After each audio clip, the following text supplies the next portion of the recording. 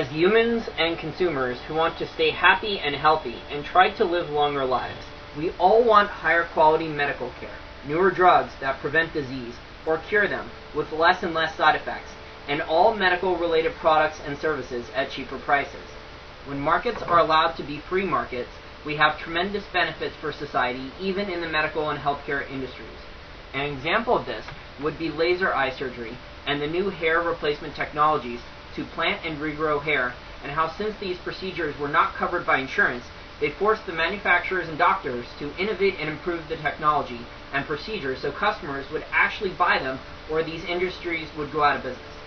However, now that Obamacare has been passed by Congress and upheld by the U.S. Supreme Court, not as constitutional under the Interstate Commerce Clause, which is a whole nother issue, but as a tax, I think it's time to dig a little deeper into Obamacare for GoldSeek radio listeners, and how it will affect the real economy, your business, and most importantly, your health.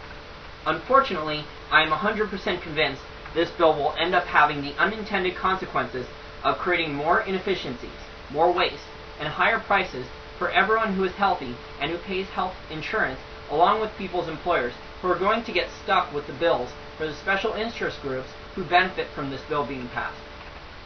The U.S. taxpayer will also be stuck with a rather very large bill and extra taxes, as this cannot pay for itself, as Obama, Pelosi, and others claim.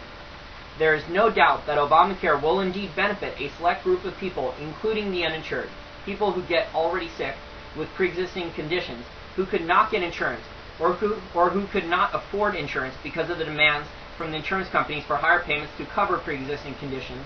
And, of course, Obamacare will also heavily benefit the hospitals and insurance companies who, along with their lobbyists, help write this legislation that no one in Congress bothered to read before they signed it into law. However, and I hate to sound like a broken record here, but Obamacare is perhaps going to magnify the inefficiencies and waste in the medical and healthcare industry created by Medicare and Medicaid times 5, or perhaps even times 10.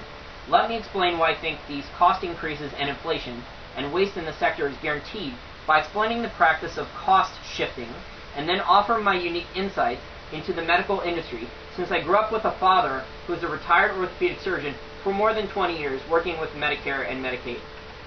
For those of you not familiar, cost shifting is the practice hospitals and insurance companies use to move the real cost of medical services from the uninsured and Medicare and Medicaid patients onto healthy, regularly insured patients and their employers. Cost shifting dumps the real cost of medical care onto a large group of healthy people, and their employers are who regularly pay more into the system. I have read about stories where patients and their employers get overcharged by hospitals and insurance companies for up to 10 times the price of what medical services would normally cost in a free market. With Obamacare, I expect this to continue and almost certainly worsen.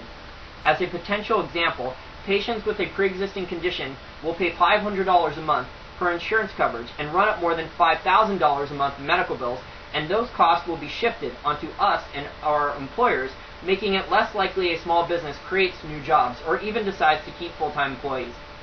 I expect Obamacare to stop the growth plans for many small businesses located in the U.S. who will balk at hiring full-time employees, or they will decide to pay the fines instead of providing benefits.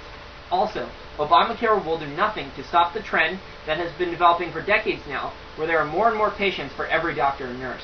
In a free market, there would be an increasing amount of doctors and nurses to bring that patient-doctor ratio down, because doctor salaries would rapidly increase and more people would want to be doctors until the labor supply-demand balance was fixed to a better equilibrium with lower doctor salaries. What my father, who had more than 2 decades of experience in this industry, and I see in the current medical industry, is a rapidly growing amount of sick patients and a rapidly growing amount of paper pushers and people who file paperwork at a doctor's office instead of a rapidly growing amount of new doctors, new nurses, and new medical technology. Again, Obamacare will not fix this.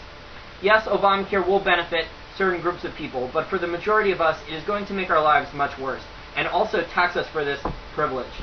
Obamacare is also based off the British healthcare model, and a committee of bureaucrats will also decide if you are over 65 and need a heart transplant, or have cancer, if you deserve to have treatment resources spent on you. In the British system, elderly spouses married for 50 years have also been broken up and sent to separate retirement homes. There will also be increasingly long wait times for specialized surgery. I can only speak for myself, But I don't want a government bureaucrat deciding if I live or die, or deciding that I must live my life in pain for years before they decide to let me have surgery.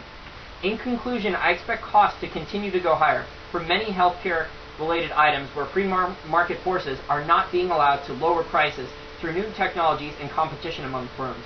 I also expect many Americans to start looking to take medical vacations outside the U.S. to get many of their healthcare procedures done for up to 90% less in other countries. The U.S. used to have the top medical industry in the world. It's anyone's guess how much longer anyone in the U.S. can claim that before foreigners start laughing at our claims.